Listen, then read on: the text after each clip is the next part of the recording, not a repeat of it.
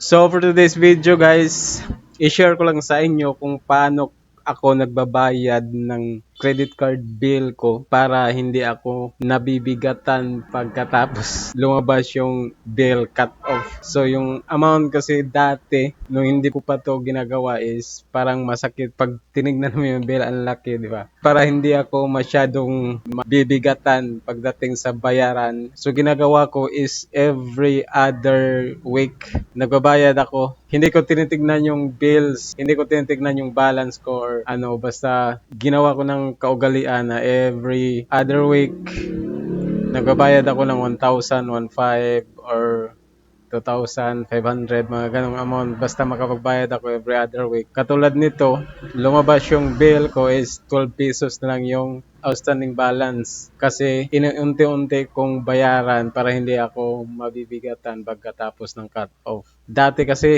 tingin ko sa bill 11,000, 15,000. So parang yung bigla mong pera na bigla mong ilalabas sa account mo para ibayad sa credit card bill, parang masakit.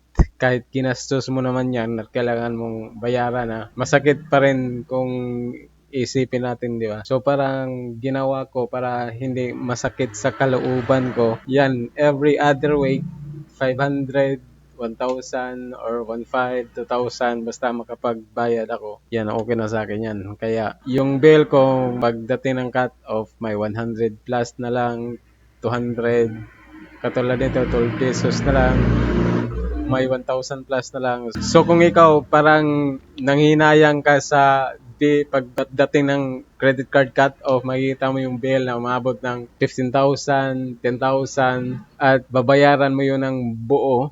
So suggest ko sa iyo para hindi ka masyadong hindi masyadong mabigat sa kalooban mo na yung buo na ganitong amount ibabayad mo sa bill mo na ginastos mo, biglang ma-deduct yung malaking amount sa savings mo para ibayad lang sa bill.